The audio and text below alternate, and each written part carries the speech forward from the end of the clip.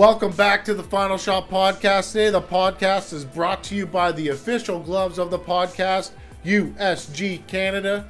These are the custom gloves they did for me, the Final Shot Podcast gloves, black and purple. Derek, you have questions about these? I do, actually. Let me see those for a second. So those are those a synthetic leather? These are real, genuine cow leather. Cow leather. How's the locking mechanism on those? Are they they're Velcro and? These are a lace-up glove. These are a custom glove. These are a pro glove. A pro glove. And you've used a lot of gloves in your days, and what would those compare to, you think? They're very close to Saba's winning. And they got good thumb support. Good thumb support. I like wrist the thumbs. support's good. Wrist support's good. Knuckle, you got some good knuckle padding in there. These are 12s, so 12 ounce. No, there's not a lot of knuckle padding in here. If I hit you with these, it's going to suck. And they come in 10, 12. 10, 12, 16, 18. 18. And you could probably custom order some 20s if you really wanted to, if you're a big motherfucker. Would those qualify as sparring or bag gloves? These? Yeah. I would not hit anybody with these. I would hit pads with them. That'd be about it. So they look pretty rounded versus the flat, or how do they feel? They're kind of a... Like, if you guys look at the glove, they're a little bit of a flatter face on them. Right. They're not so rounded. I'm not a big fan of the rounded ones. Oh, okay. They're your personal choice. And what are the price points? Custom gloves start at $199. That's genuine leather, though. You get to put anything you want on them. You can get lace-ups or the Velcro. If you're gonna get custom gloves and you're a professional boxer, I recommend lace-ups. They have a better wrist support system than Velcro. And they're well balanced. They feel good. Well balanced. They fit my glove, or they fit my hand like a glove. Hence their fucking glove, right? Right. It's a fucking stupid saying for this. Right. But they when you put them on, you don't feel like you need to work them in. Okay. Just a good natural feel for them. That's the way I can put it. So guys, USG Canada, go get yourself the Final Shot Podcast purple and black gloves. We're also brought to you by Onnit. If you're not on it, get on it at onnit.com/TFS podcast. What are they fucking pimping this week? Well, before we pimp anything else, the first thing that came up is they sent us a new shipment of stuff. They were sold out of your camp mug. We got new mood you're showing in the camera there. We did get some new shirts on the way. But the best thing about Onnit is just to be really frank, they got the best of everything. If you were to start a company where they had everything, the best supplements, best gear, best apparel, workout gear, food, it's all in one place. It's a one-stop shop for everything awesome. TFS podcast is your promo code. So check it out, onnit.com. We'll keep it simple, keep it genuine with that. Go check out the Onnit Academy too. There's a whole bunch of shit on there. Free workouts, free meal plans, and all that kind of shit. The site's updated daily. There's something that you haven't seen on there. I just ordered the vanilla-infused MTC oil for my coffees in the morning. I'm looking forward to that. Again, check out the website. Put that promo code in. There's something for you there. Trust me. Trust me. It's www.onnit.com/TFS podcast and save 10%. We're also brought to you by Loud and Proud and After and Forever Tattoo here in Swift Current. They did a wonderful cover up for me. Here, I'll show you. I had a bunch of fucking Asian writing on my arm. They covered it up with like a death scene of skulls. So if you guys are in Swift Current, go check them out. It's Loud and Proud Tattoo or After and Forever. They've branched off into two different kind of things over there, but they do good work. Awesome. I like it. What's the other one? Our favorite fight shop.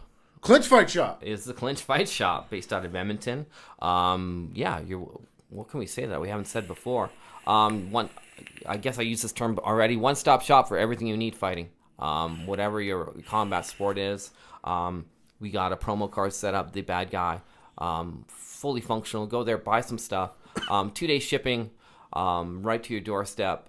He has brand new, just updated the website too, brand new gear there. We just bought, what did we buy? We got some shoes, we got some gloves, we got some shin guards. We buy a reflex ball, our rival reflex balls from them. So yeah, it's an awesome fight shop. Check it out. Proud sponsor of the podcast. We're happy to have them. Yeah, it's a Clinch Fight Shop. Their web address is, I believe it's theclinchfightshop.com. Also on checkout, use the promo code THEBADGUY and you'll save some money. But anything from wrestling, judo, taekwondo jitsu, if that's even a fucking thing. If you're Jean-Claude Van Damme, you can go there and find something. Guys, theclinchfightshop.com. Use the promo code THEBADGUY on checkout. We got any other ones we want to talk about Let's today? just- Oh, I'm going to give a free plug today. Oh, this is interesting. This is very good or very bad. Mammoth Beard Company. Mammoth Beard Company. Tell me. Fantastic stuff. Listen, most people send you beard oil and you got to pour that shit out into your hand. Their little beard oil things come with a pump. Nice. It's fucking great. And they got beard soap. Specifically engineered for your beard. This is perfect for the upcoming podcast we just completed. Yeah. So check out the Mammoth Beard Company. They'll ship anything to you guys for free as long as your purchase is over $100. It's not hard to spend $100 on hygiene shit. But listen, they make fantastic product. Let's get right into this podcast. All right, guys. Stay tuned for Cam O'Connell. Boom. A fight against, I can't even remember the guy's name. Josh O Rielly. That's it. Josh O Rielly, who did not win that fight, but they gave him a belt anyway. I hope he's enjoying it. What's new, my man? Oh, same old man. We're actually in Calgary. I'm in the backseat of my car doing a podcast while the wife is shopping at the mall. We were at the Golden Gloves here. It was awesome. It's better that you're in the vehicle while she's shopping, though. Oh, it's 100%. I just ate. I'm good. I'll probably take a nap after we're done. Pretend it went on for too long. So your coach hit me up even before you did and said that Cam needs to vent. He needs to say his piece. And I think it'd be good for him mentally. And can you just let him come on the show? I said, well, Cam's always welcome to come on the show. He doesn't even have to ask. Which coach? They're always worried about my mental state. Coach Doug. Oh, nice. Yeah, so he said you were upset and you needed to vent. I didn't know if like he wanted you to vent to me like personally on the phone. I would just listen and then console you, or if he wanted the people to hear it. But we're gonna let the people hear it anyway. Nice. What's the fucking problem? Well, we could work into this. I just wanted, but let's start with Golden Gloves. That was an amazing tournament I was just at. The kids are killing it right now. The boxing scene is crazy. It was a little more expensive than I liked, but I mean, I snuck in the back door and made my wife pay. Oh, nice. But Steve Claggett was there too. The dragon. So we got to sit down together and kind of watch each other lick our wounds, I guess. You know, like he got robbed too. Like I've watched that fight a couple of times now. At first, it was my birthday, so I had it on my phone that my wife had a surprise 30th for me. Yeah. But Steve Claggett was fighting, so I sat in the corner and I watched. Oh, actually, me and you were FaceTiming. It was you. We watched the fight together. We watched the fight together, and it was kind of. I didn't want to state anything like my fight is as well. There's too many emotions running the first time you watch it, so Yeah. I didn't say anything when we were watching it, but I thought he won, and then I watched it again, and I know he won. Yeah, I had him up by 3 rounds.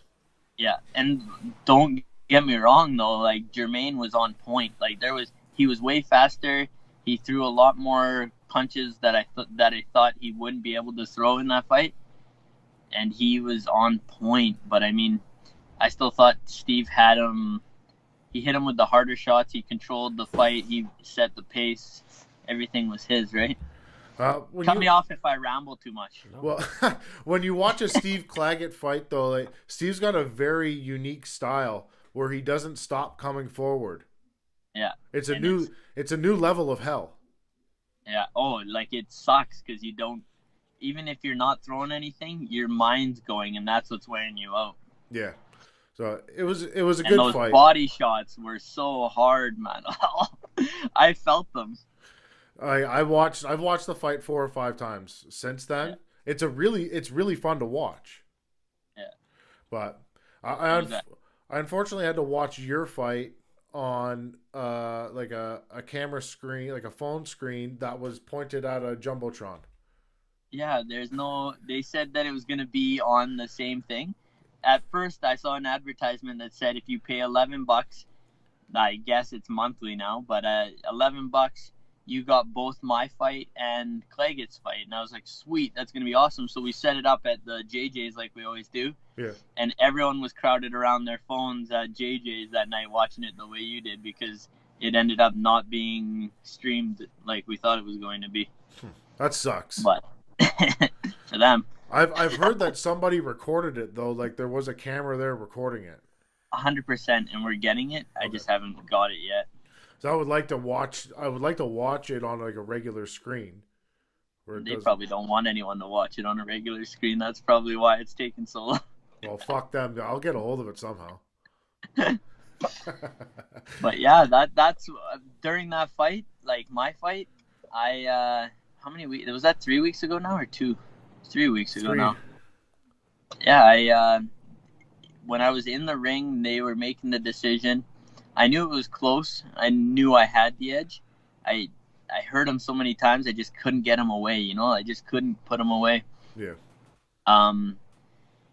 When I was standing there and I got first off, when I got the call for this fight for the NABA title, and as soon as we heard it was for the NABA and not the NABF because there was controversy between the two or something. Yeah. I was told 3 times by 3 individuals that it would be neutral judging in the corners. Okay.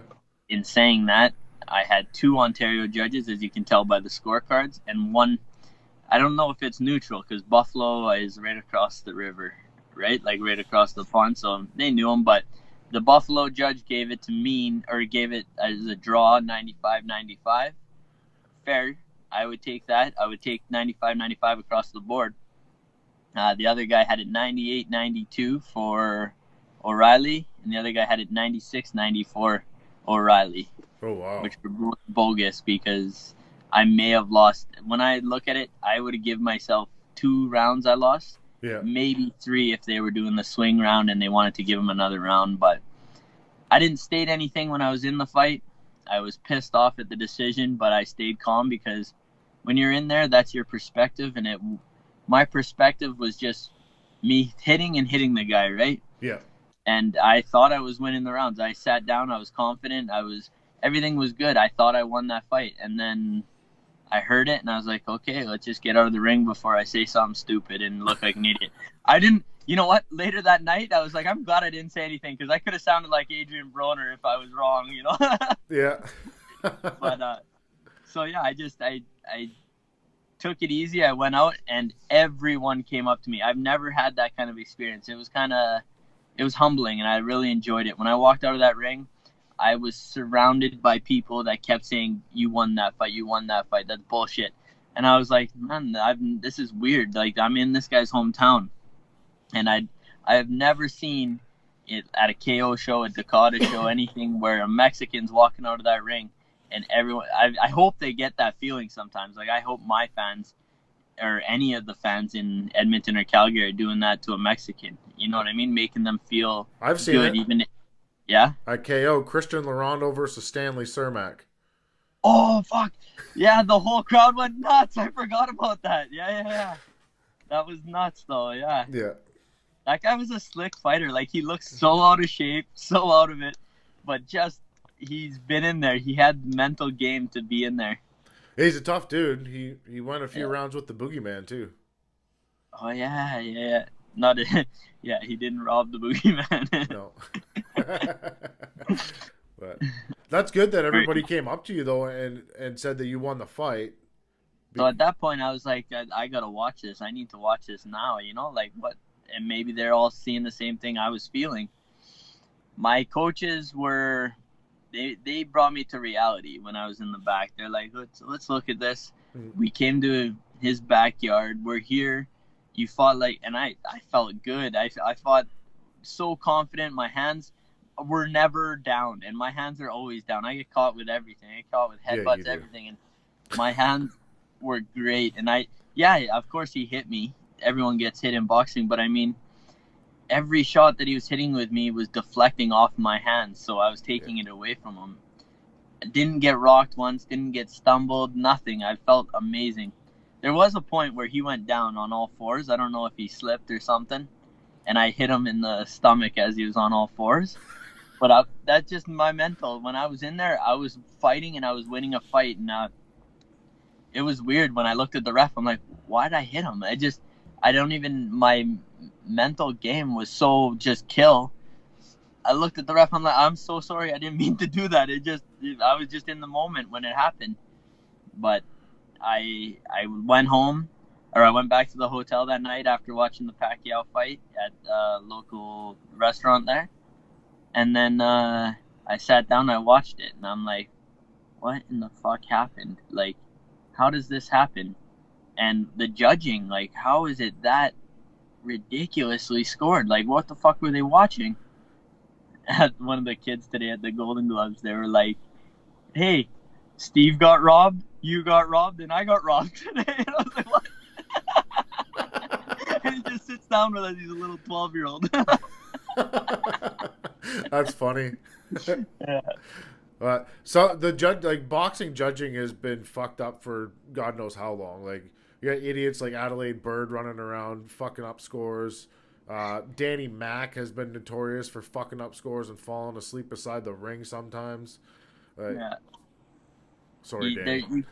It is a judgmental sport, right? You get to see it the way you see it, and you get to score it that way. But some are so blatant. It's like, what are you watching? Like, how do you score boxing? Well, even at Golden Gloves today, I watched some of the fights, and they're stopping stuff after 1-8 count with two 12-year-olds. The 12-year-old can't hurt a kid bad enough that he needs it to stop. Same with in the pros. It drives me nuts, but it's the sport we're in. Yeah. In saying that, I put a post on Facebook. It got out of control a little faster than I thought it was going to.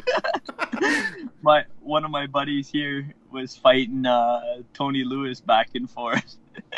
Oh, I seen that one. Yeah. I was like, it got out of control. But in all fairness, that I thought, and I knew Tony Lewis was gonna call me out when I won that belt after, of course, because that's his belt and he wants it back.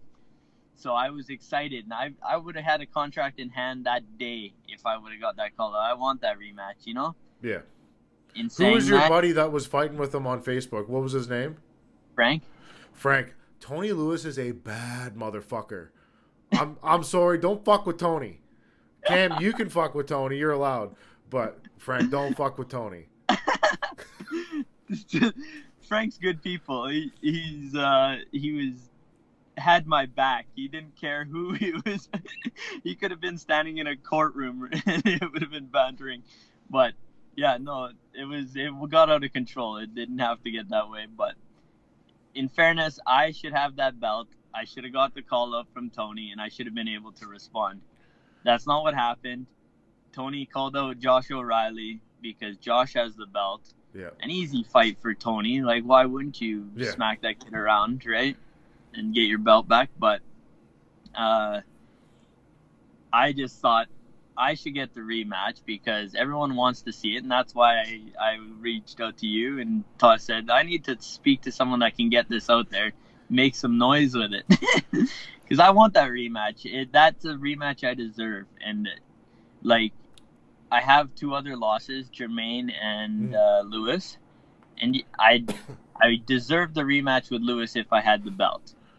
That's what should have happened. It would have been, everything would have lined up perfectly for the both of us, and it should have been a rematch, and it's one that people would want to see. With all due respect to Tony Lewis, there only should be one person that should be fighting Josh O Rielly for that belt right now, and it is you. I appreciate that. And I know that, like, it doesn't make, there's no sense, but I mean, boxing's not about sense. We get punched in the head for a living. He should rematch me because that's what everyone knows, and that's what's right. That's what I believe is right. So if I ever had a call and somebody told me, Cam, you ripped me off, I want a rematch, I would take that fight. Let's go. Yeah. Randy Lozano thought he beat me. Remember Randy Lozano? Yeah. And I answered that call the second, and then we couldn't work out a fight. Him, I think it's Emmanuel or his guy down in Mexico, and Mel.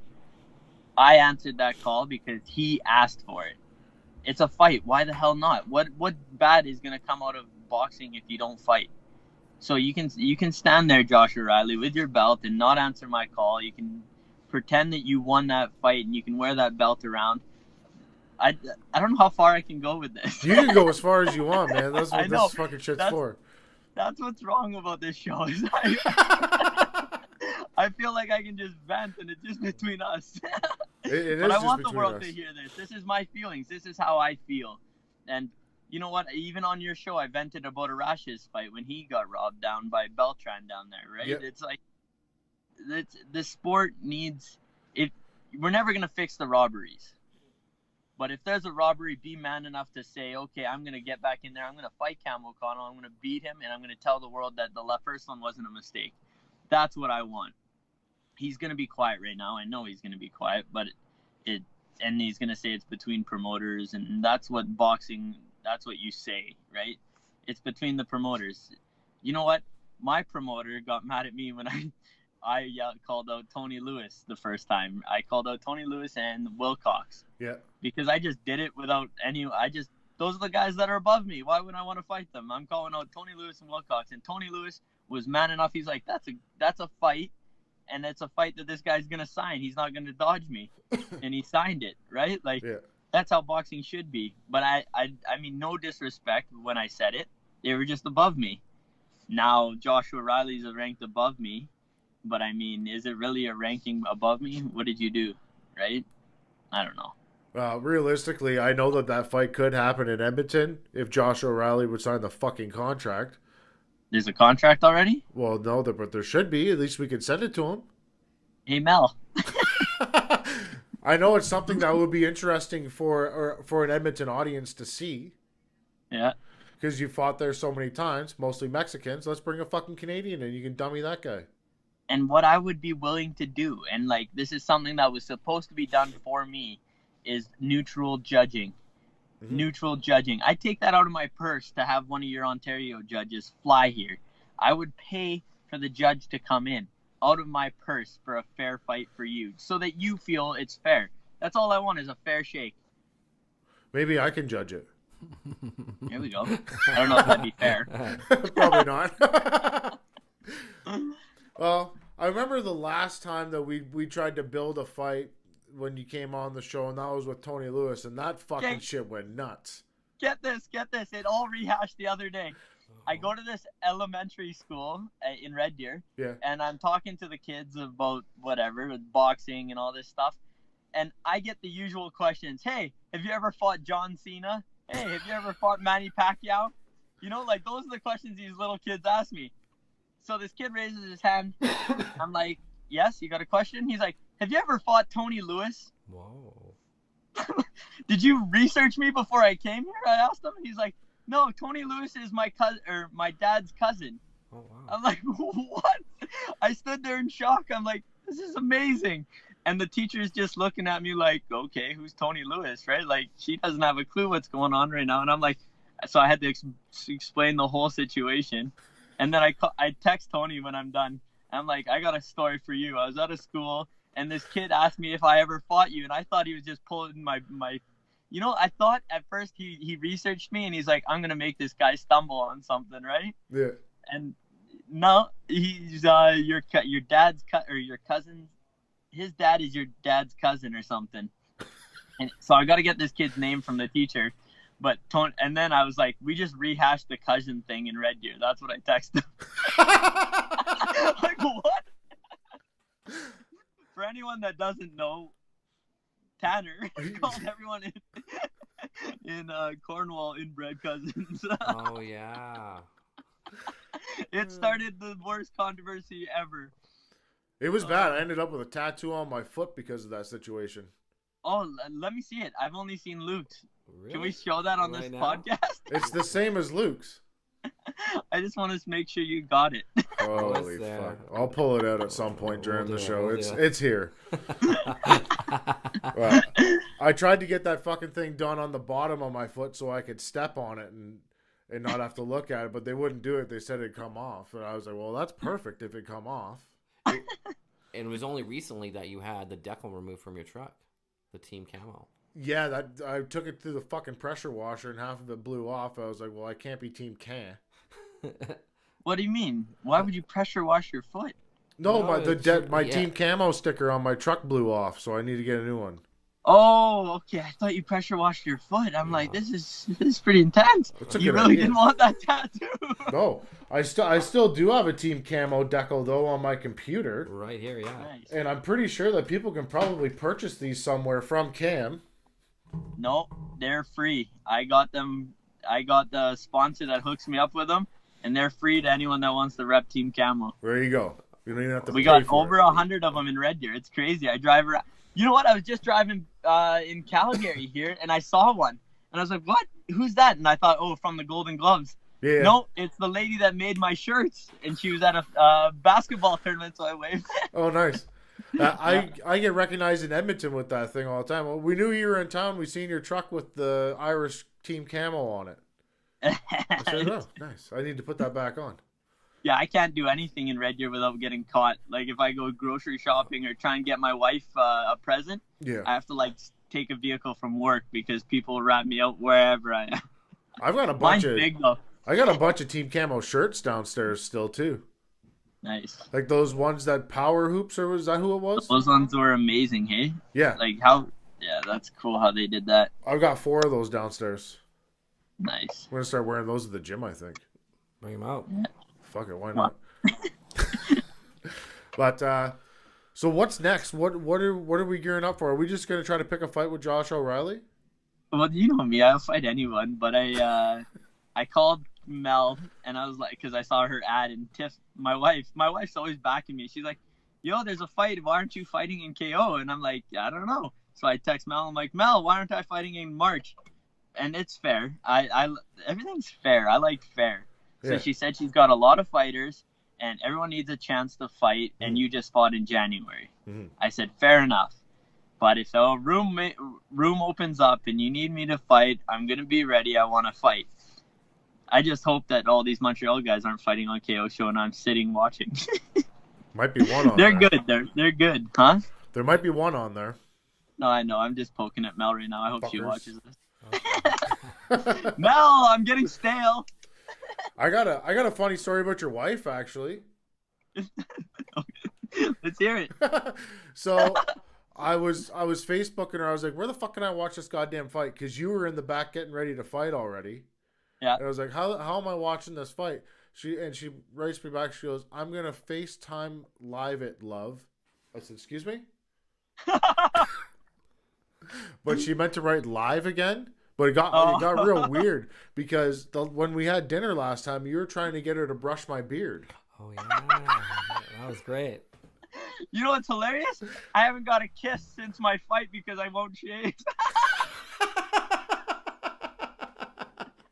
I kiss her on the forehead when she's sleeping, like when I leave for work in the morning. Yeah. And she like the biggest flinch you've ever seen when the beard touches her forehead. Just, She doesn't like it. no, it tickles her. And my daughter thinks it's hilarious. We do a nose fight when we kiss. We hit noses. Yeah. And now it like brushes her a little bit. And she's like, it's so fuzzy. Yeah, she's going to start asking you for whisker rubs here pretty soon. No, I did it on her belly once, and it got like she got a rash from it. So I don't know what's going on with it. What's on your Yeah, face? dude. I don't wash it that often. I don't know. So regular life, you're not selling cars anymore, right? You're not like on the sales floor, wheeling and dealing. No, no. I'm a finance manager, so I sit in the back and I count beans. I'm a bean counter. Really? Yeah, but I have been like when I was selling cars, I did it differently than most salespeople. I would do front and back. Okay. So when someone bought a car, I would get them approved with the bank, and then I'd do the whole thing. I do them front and back. I just thought that too. That's the way to make money, though. All. Yeah, that's the way to make money, is doing it that way. But yeah, now I'm just in the back, and I just do finance. I've done it for like 7, 8, almost a year now. You like it? Oh, I love it. Okay.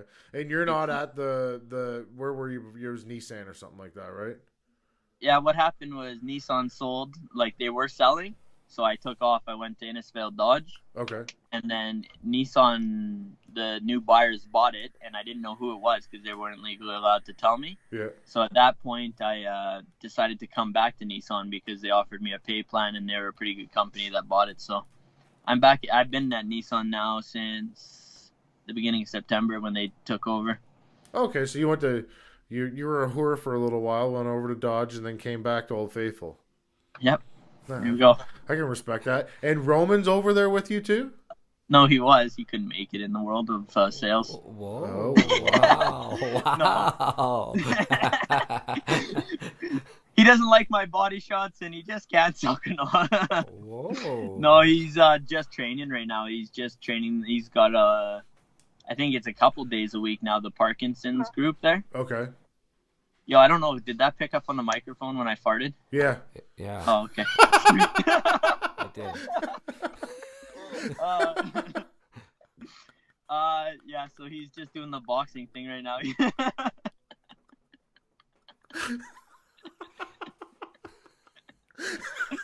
I've been eating bad right now. It's bad. Oh, fuck. He's just boxing then. Yeah, just doing his personal training. Oh, I'm gonna cut that piece out and just put it on my Team Camel page.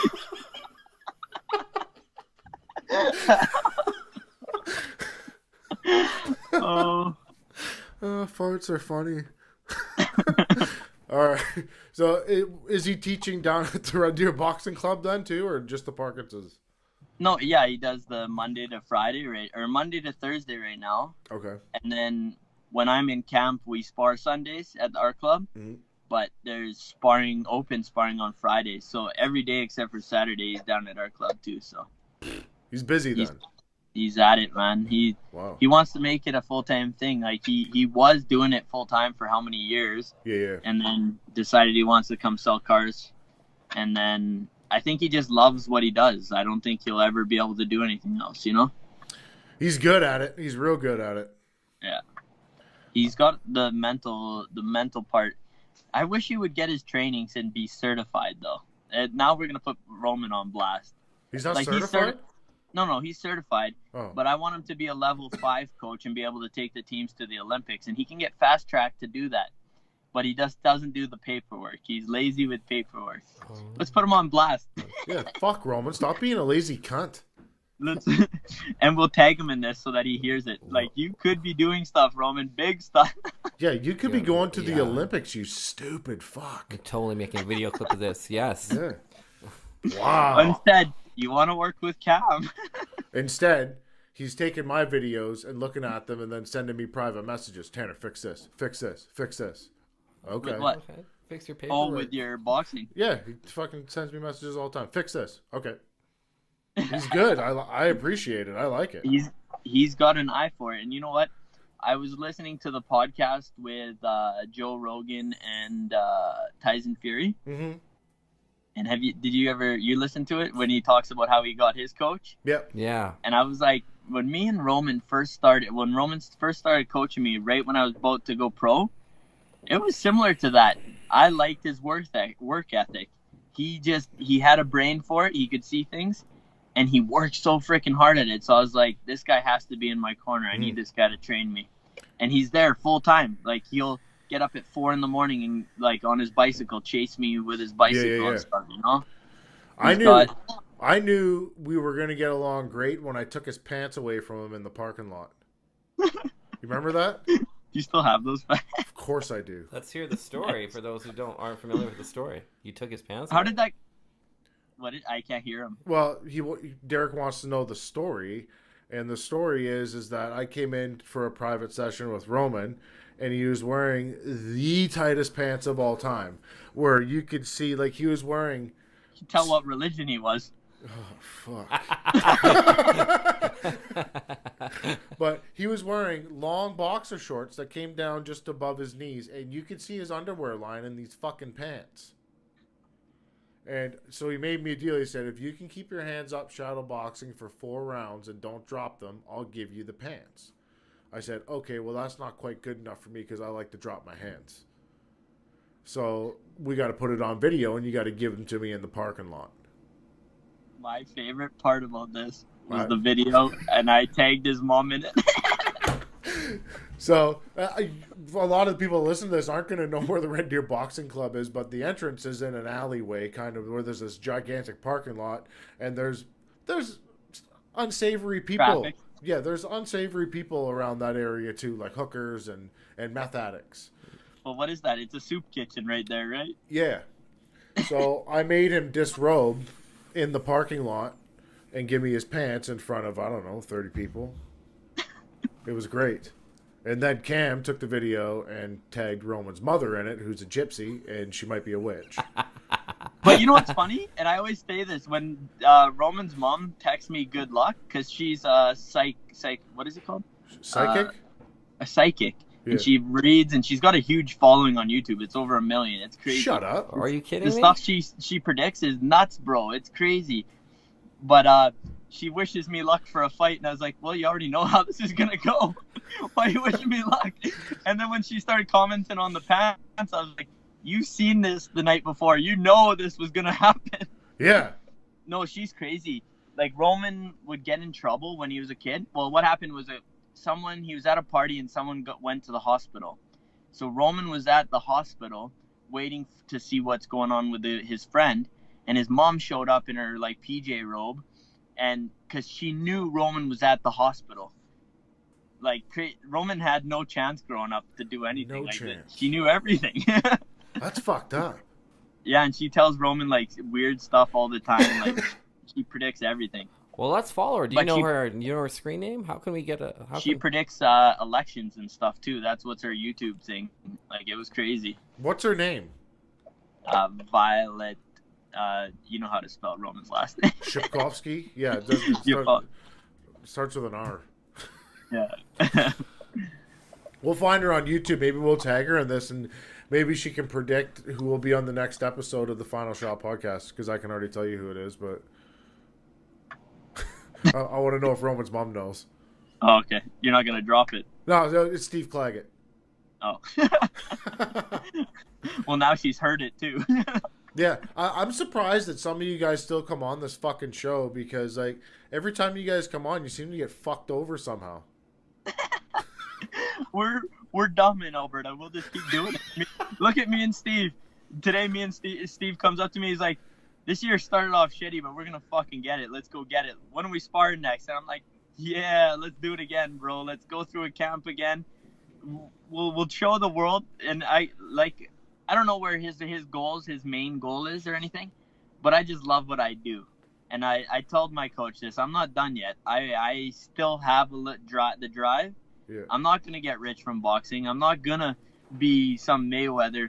But you know what? I love what I do, and I'm going to keep pumping at it, and I'm going to keep doing it. And Josh O Rielly should be next, but we'll see what happens. We're going to pick that fight anyway. Who's his promoter?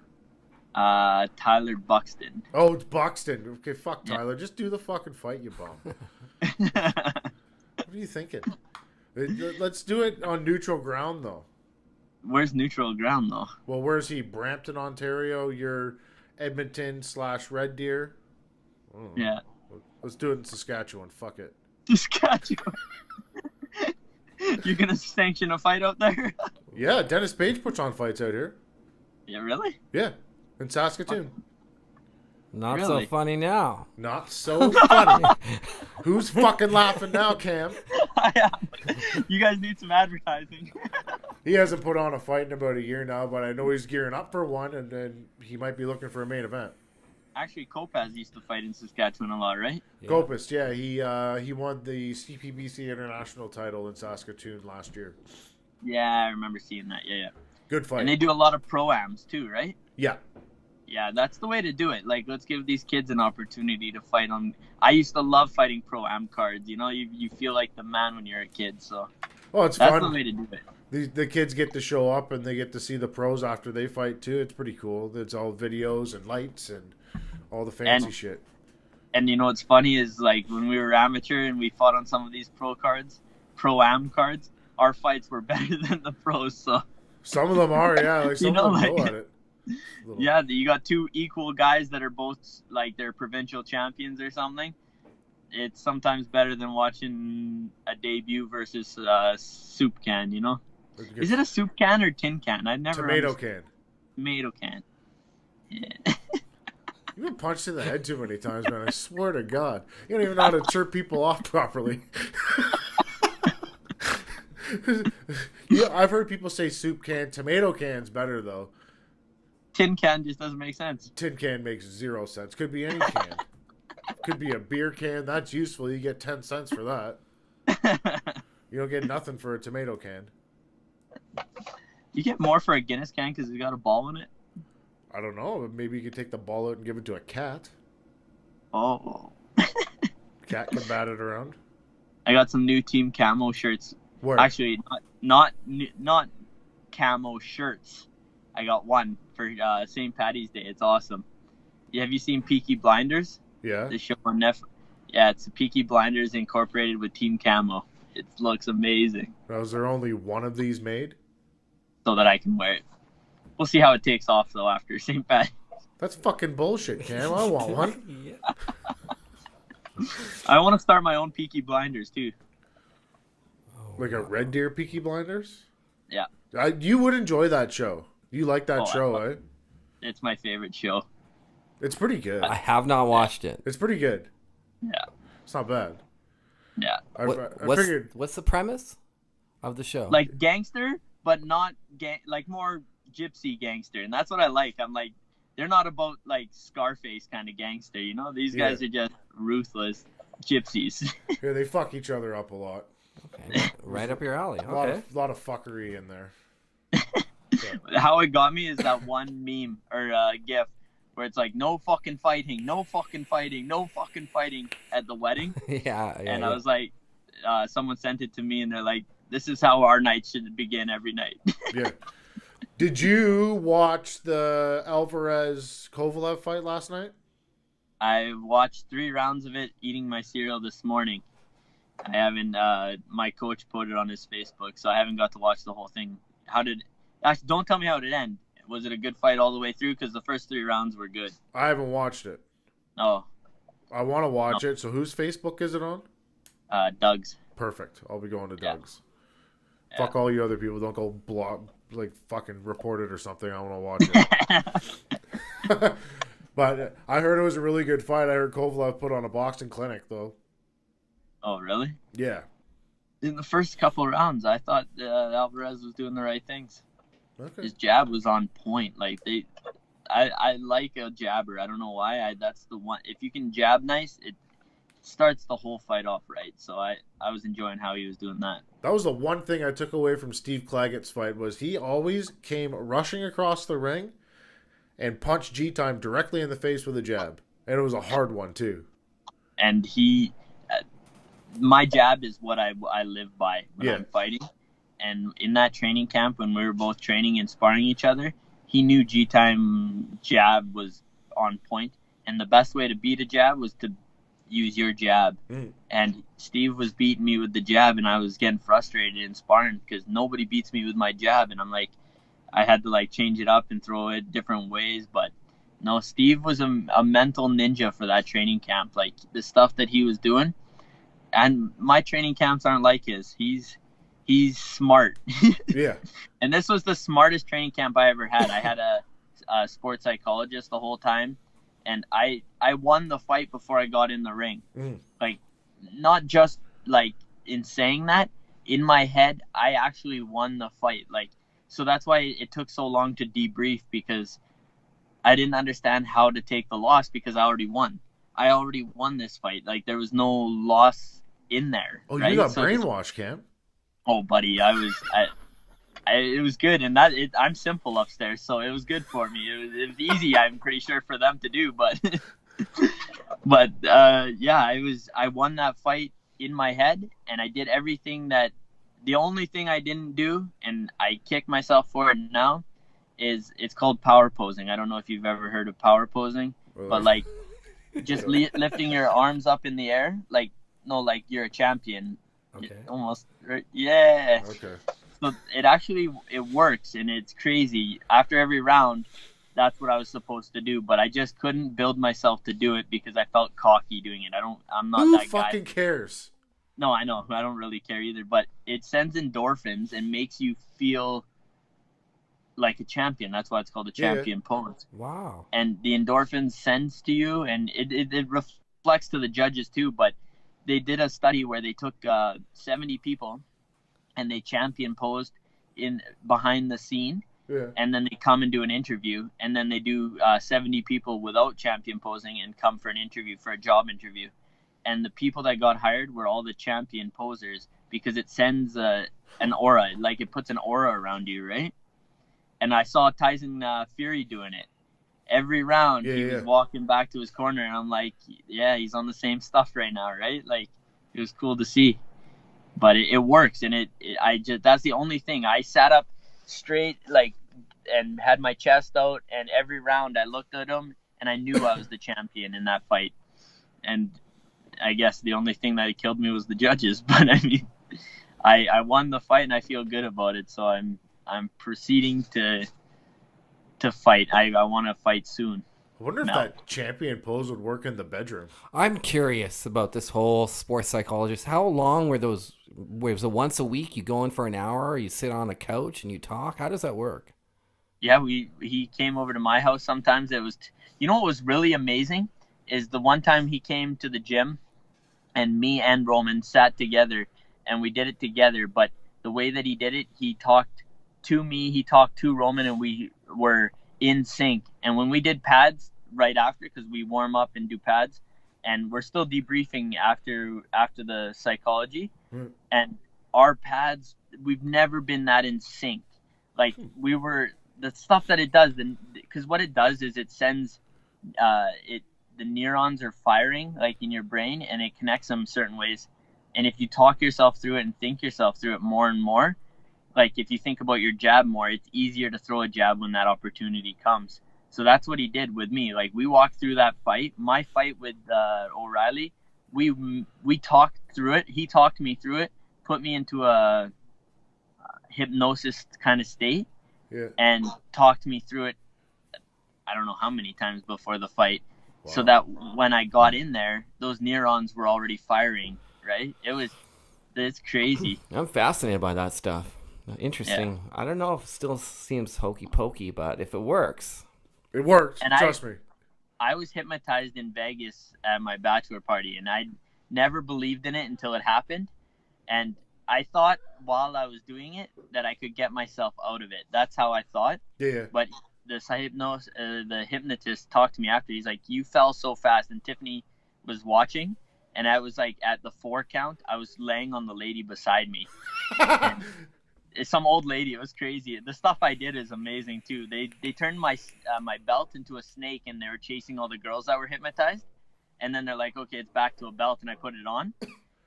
And I put the belt back on. I'm sitting there just chilling, and he's like, oh, the belt turned back to a snake. And I flipped, and I tried to run off the stage. He grabbed my arm, and I fell on the ground and threw the belt because it was weird because I knew it was a belt, but my body was telling me it was a snake. And I remember that. Like, I remember that exact moment. Interesting.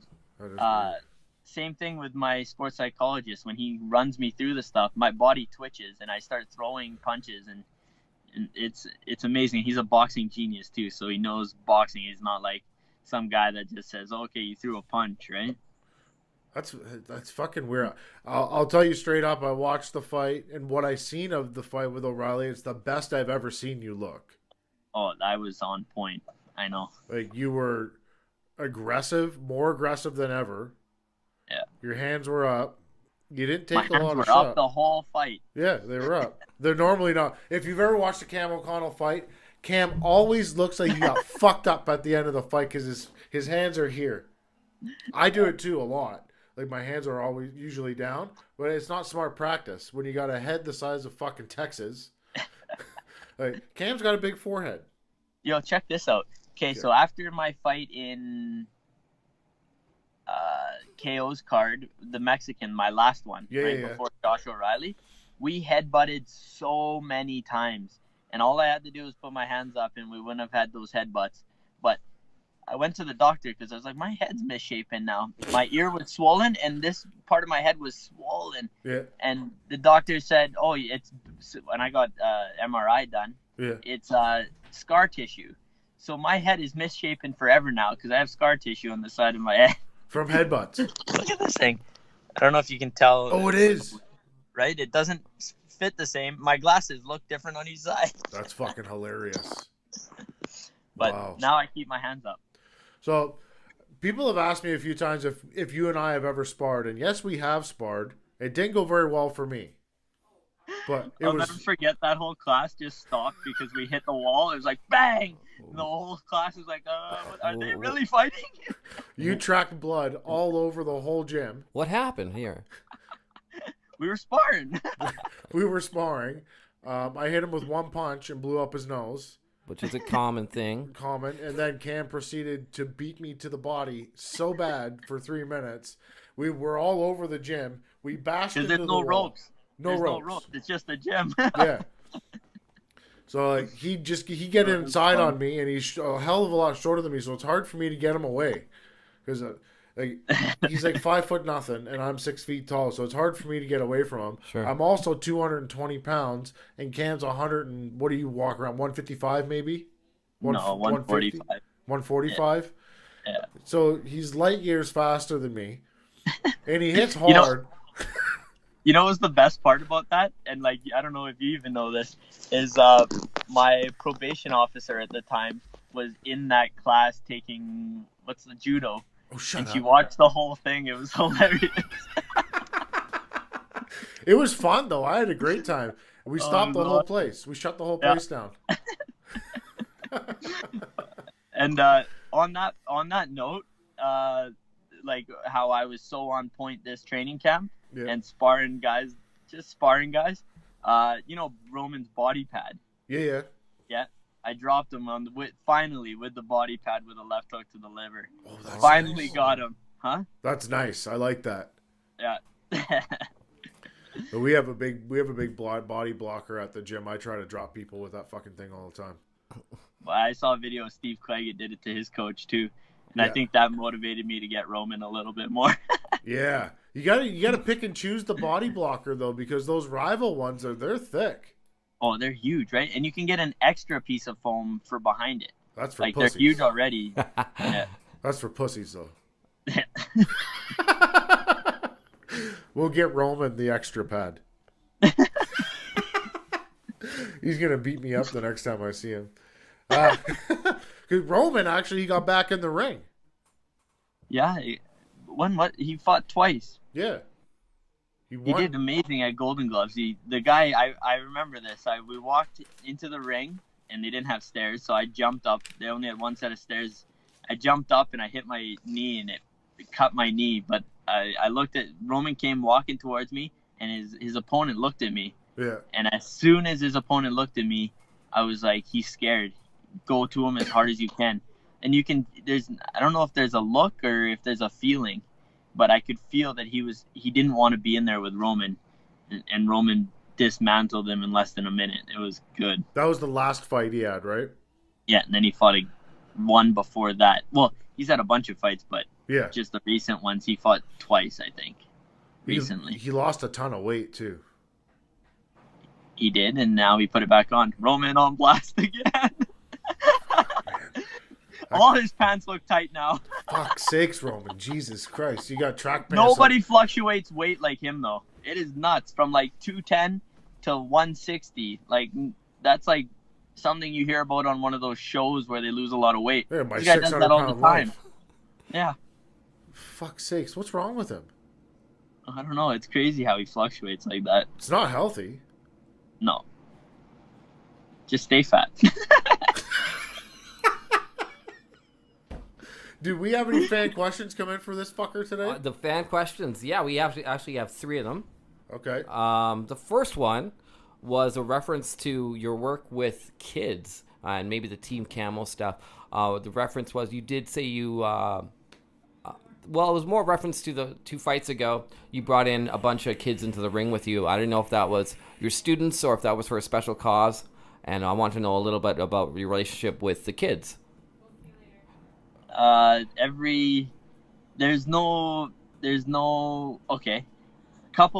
A long time ago, the announcer at KO said the Team Camo kids are here. Let's get them in the ring.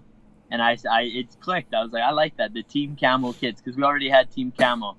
So what I did is I started a fundraising organization and they're called the Team Camo Kids now.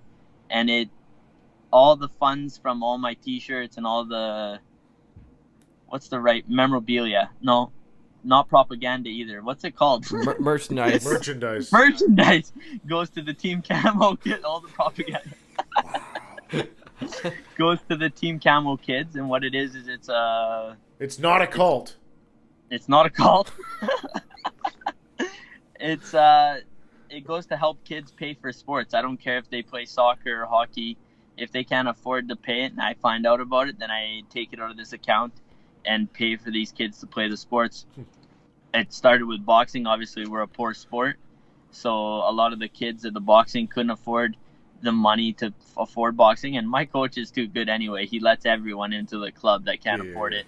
But you're supposed to do bingos, and a lot of these kids don't have the parent support to do the fundraisers for their kids, so it helps the kids be able to afford boxing and not be just a burden on the club. They're paid for from this organization, and I have all the kids come out with me.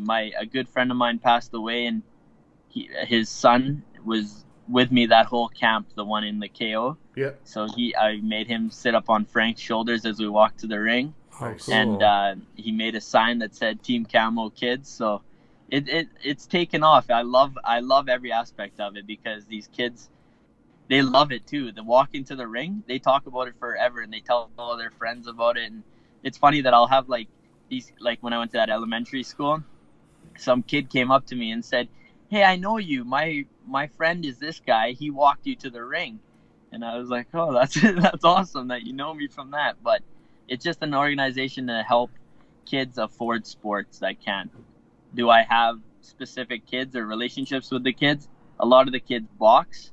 One of the kids plays soccer, and I go watch his soccer games. I don't really have.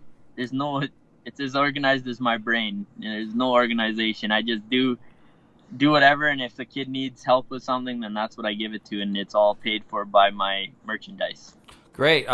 These questions are actually coming in real time, so I'm kind of filtering out the best ones that are maybe appropriate. We got a lot of, oddly enough, Tiffany questions. We're live right now? Well, the way these questions are coming in. So they ain't cutting out any of that fart talk. Yeah, that's true. We wanted one of the questions that maybe is appropriate is there was an article published about your when you came out of spending some time in jail, and they say you came out of jail. It's hard for him to say. You see, he had the words. I did.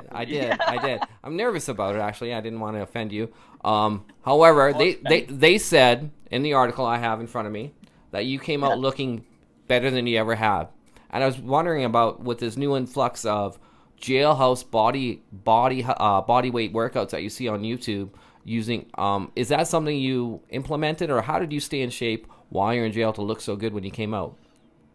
Well, the second day I was in, my fight was playing on Sportsnet. That's when KO used to have Sportsnet on Sportsnet. So after that, I was like, oh shit, because one of the guys 3 doors down was like, "Yo, is that you, boy?" And I was like, yeah, that's me. And I was like, I'm going to get beat up when I get out of here, because we were on lockdown for like 5 days when I first got there. Yeah. And after that, everyone called me Champ. Everyone was like, "Oh, Champ." And the Muslim group that I was hanging out with, they got me boxing gloves and wraps right away. Oh, so wow. that when I could start hitting the bag, because there was a bag in there. So I started, the first day I got there, there was a lineup to the bag, and I walk up and I'm waiting in line. Finally get to hit the bag and just banging the bag, and a bunch of the Muslim guys were there with me. I didn't know anyone, so these guys took me under their wing because I knew one of their friends' brothers. Yeah. Actually, Gudar's cousin was one of the guys. Oh yeah. So I hit the bag. The next day I get up there and the lineup dispersed and the whole gym went downstairs. So I start hitting the bag, and one of the guys comes upstairs and he's like, "We heard you hitting the bag from outside. We knew it was you." And I was like, where the hell did everyone go? Like, there was a line up here the other day. And they're like, bro, this place is, and it was, I found out, they're weak people that try to act tough. And once they saw you hitting the bag, they felt embarrassed by you. They don't want to hit the bag while you're watching.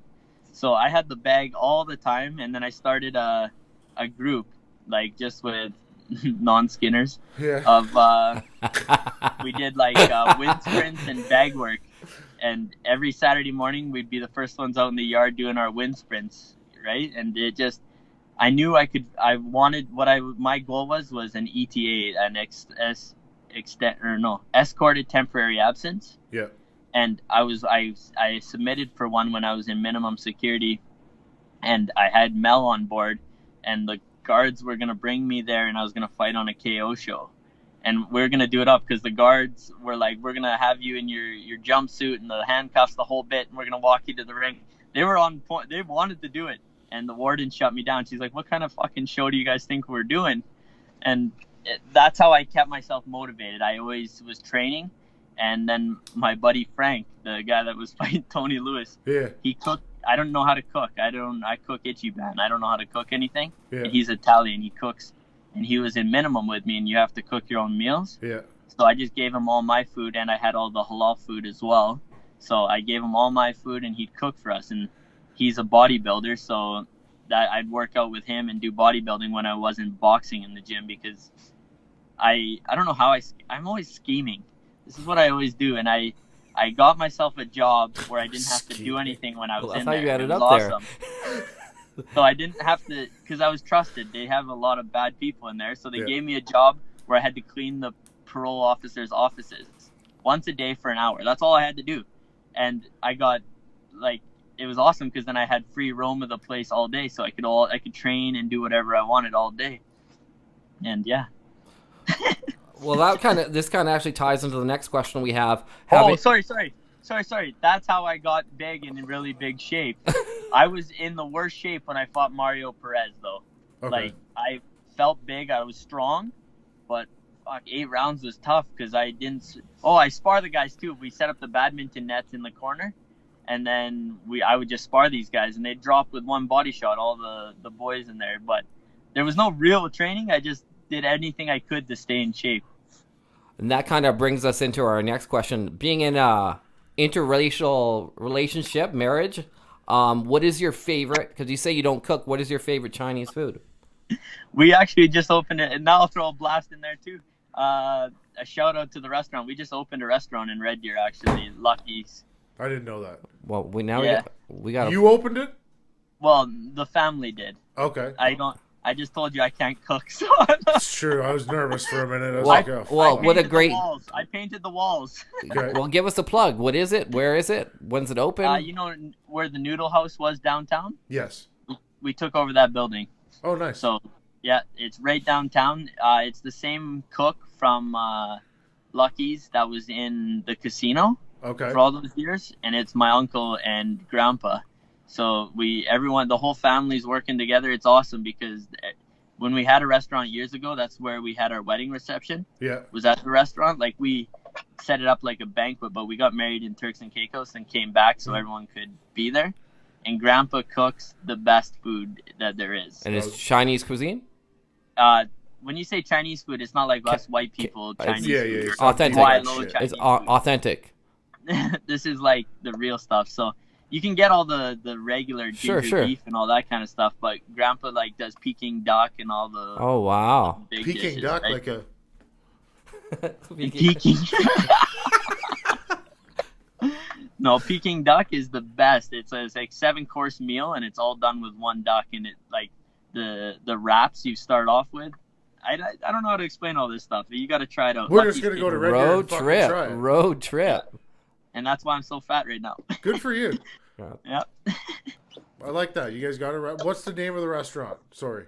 But when you said interracial, did I say ethnic? Sorry, go ahead. Stop interrupting him, Derek, you fuck. My wife was born in Red Deer, and she's like the whitest person you know. Oh, yeah. Me, when I was getting in trouble as a kid, I only hung out with Asians. I'm probably the most Asian white kid you know. So it's really weird. Like, my wife's white, but I'm Asian. Yeah. Wow. Is your wife is Chinese, correct?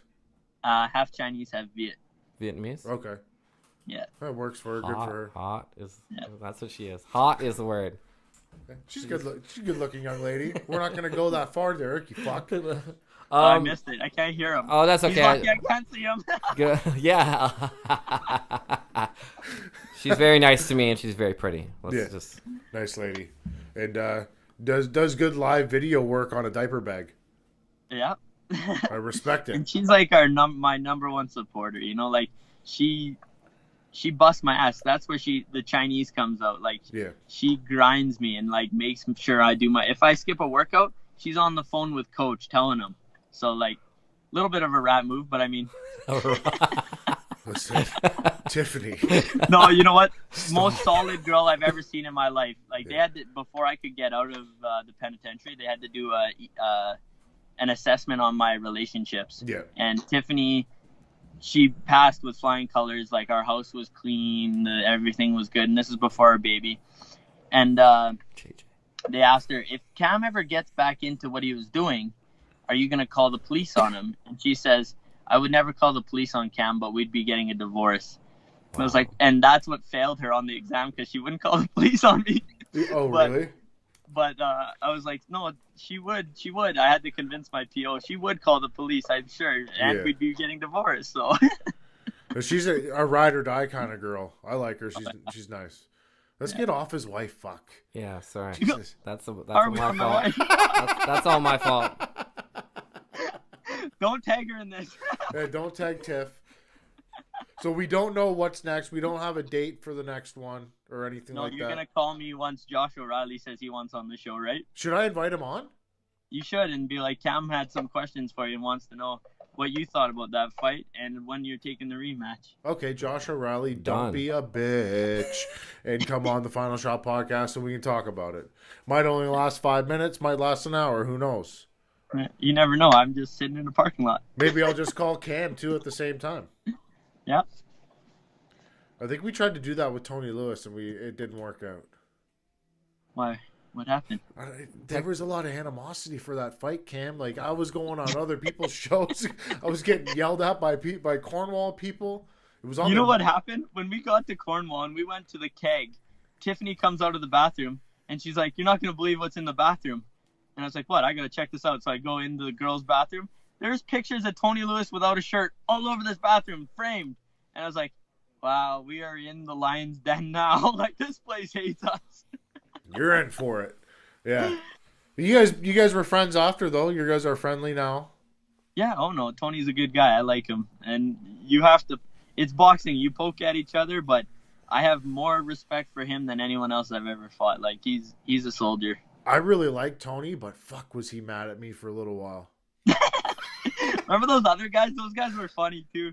Yeah, the DoNet sports guys from Cornwall. Shout out to those guys. They were hilarious. They amped it up and they made me hate it. Yeah, like they called me on their show. Like I was on their show 3 times. I call in from my truck. I'd be driving to go get groceries, and they call me on the phone like, "Hey, where's your tattoo? Tony fucking beat Cam." I was like, "Fuck you." They were gonna get tattoos if I won the fight too, right? That's the deal. Yeah, and I designed it. It was gonna be a tramp stamp for them. You got lucky that you only had a foot tattoo. Yeah, they let me pick where I was gonna put it. I wasn't gonna let them pick where they could put it. You'd have a jailhouse on your forehead. Exactly. Cam, your wife has been shopping for a hell of a long time. Are you nervous? Shopping? No, yeah.